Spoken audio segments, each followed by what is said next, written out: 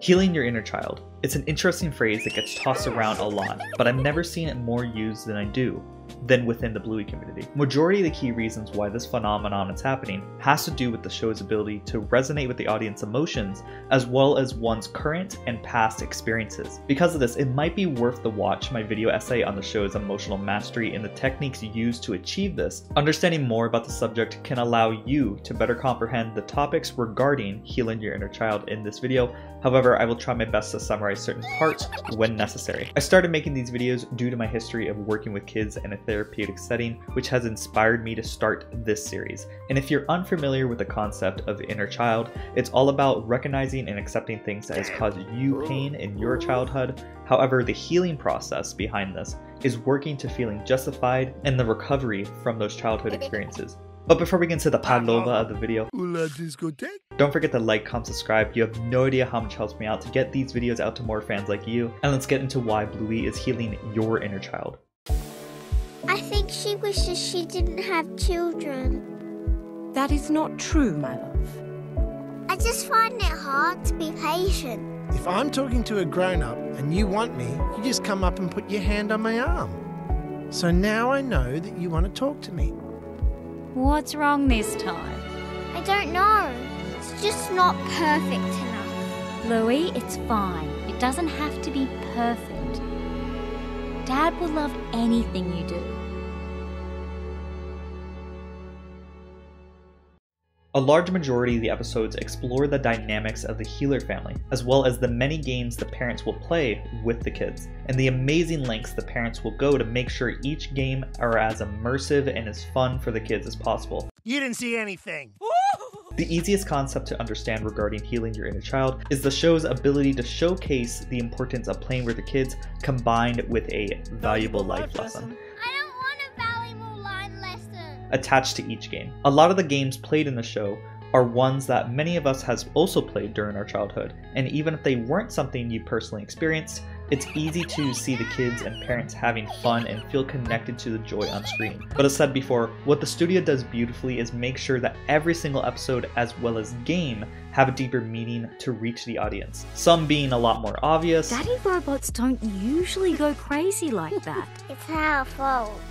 We ordered Daddy Robot to tidy the playroom for us.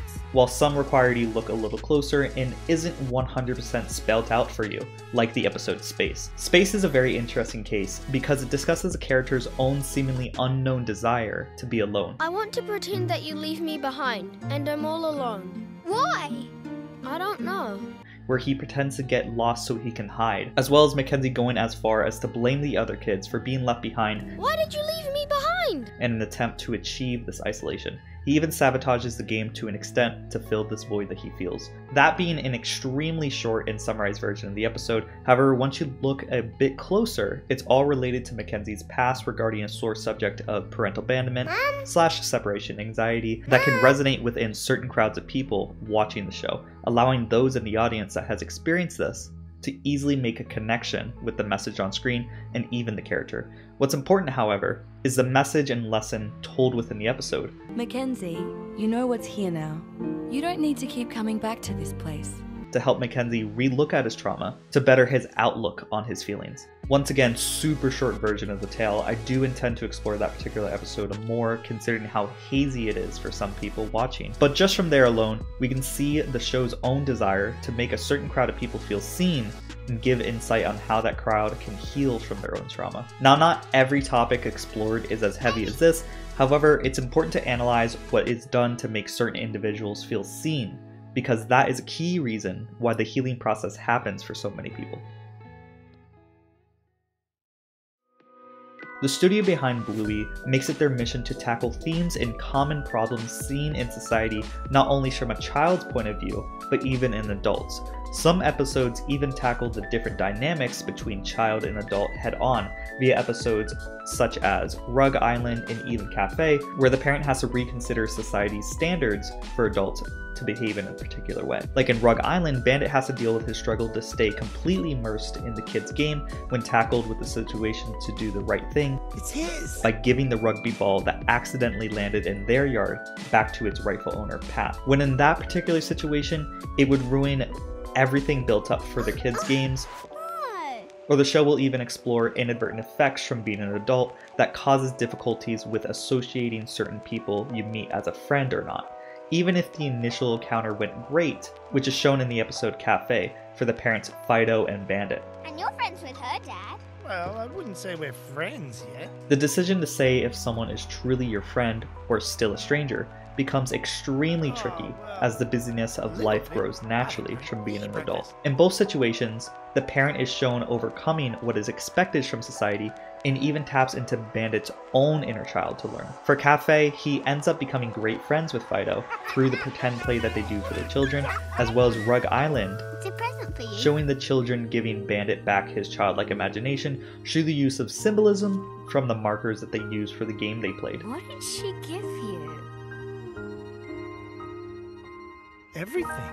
The show continually gives an importance to the child's perspective and never chooses to dismiss their voice, feelings, and more. I'm sure we've all experienced a time in our youth when you needed to voice your opinion, but was quickly dismissed due to you being just a kid. Seeing the exact opposite in the show is sometimes enough to help people feel justified with their past feelings, such as the episode in Wagon. Oftentimes we see the parents choosing to listen to the kids, allowing them to fully express how they're feeling. And in some episodes, we can see the parents figuring out why a kid is upset and how to solve it in a creative way. I think you're still hungry. One of my favorite examples of this is the episode Seesaw, where we get to see a method of solving Pom Pom's feeling of not being big enough to play with all the other kids, not due to her age, but due to her size. Pomeranians are small but hardy breed. The way they solve this doesn't include direct confrontation.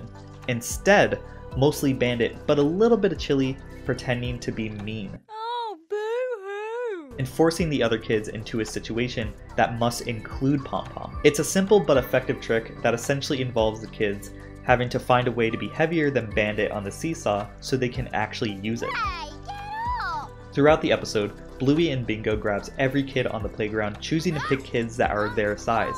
However, what Bandit and Chili want is to have them include Pom Pom. So even when the weight starts to equal out, Bandit picks up a rock to counter this, or in a funny way, Chili even gives food to Bandit to eat. What are you doing? You're making him even more heavy. Eventually, there's no other kid left on the playground that isn't already on the seesaw, so desperately, they look around and they see Pom Pom, quickly calling her over. Throughout all of this, the parents are never directly heard saying anything about Pom Pom, but instead, making the kids figure it out for themselves. And what's really great about this particular scene is that it's not just a simple get on and win for Pom Pom. It still encourages her to overcome her inner struggle regarding her size due to the size difference between her and the seesaw, as well as the tight incline that creates a struggle from getting all the way to the finish line. Once the kids finally succeed, it gives Pom Pom the strength to not dismiss herself in situations that doesn't favor her small stature, which is shown in a fantastic way through the final scene. Can I have a go at being the spider, Bingo? Sure, Pom Pom. You're too small to be the spider. No, I'm not. Yeah, no, she's not. Pomeranians are a small but hardy breed. So far, we've explored the show's ability to achieve healing your inner child through the means of the importance of teaching important lessons, resonating with the audience, as well as listening and figuring out the kids' feelings. All of these and more are a few key reasons why the show is able to do this with so many different people. Because of all this, it connects to your inner child and makes you feel safe, loved, and important. For those who haven't quite had a great childhood, just seeing a healthy family centered around a gentle parenting approach can be enough to start the healing process. Some people didn't have a role model to teach valuable life lessons. Some people had love in their past, but it went away before they could appreciate it, and some people just never felt heard in their lives. Bluey gives those people the chance to feel those emotions that either they never got to experience or went away as they grew. Putting a focus on the children's overall perspective and always giving a positive and effective way to combat the issues presented that a child experiences gives the show an edge that frankly many shows don't do or don't do well enough regarding this topic. That's why so many people are saying Bluey is healing their inner child. Even at this point in the video, I feel like there's more to truly say on this topic. However, some things can't be quite put into words. Instead, they must be felt individually and experienced firsthand. So I encourage anyone who is listening to actually watch the show to fully experience what we discussed. Summaries as well as clips can never compare to what the Bluey Studio does on the daily for these episodes to resonate with so many people. I want to give a big thanks for everyone for giving me this tremendous amount of support I've been getting recently regarding my Bluey videos. It's been a true joy to work on something that so many different walks of life, including myself, feel so passionate about, and I look forward to continue by discussing a very important character in the series by the name of Jack, and the sheer significance of his representation for a certain crowd of people. So make sure to hit subscribe so you don't miss when I post it. And as always, let me give a big thanks for the members who get me ever closer to becoming full-time for as little as $5 bucks. We have Clairvoyance, Rick Iglesias, and Cameron. You can also support me by clicking the link on the top right or in the comments or description. You have no idea how much it helps me out. And as always, don't forget to like, comment, subscribe, and I hope you all have a great day. Bye-bye. And the last shall be first to immerse in a pass out heat, facing him up with a moxie melt till he woke up drowning in tchotchke hell. More in a cave with a torch on a wall than a window arrangement of porcelain dolls.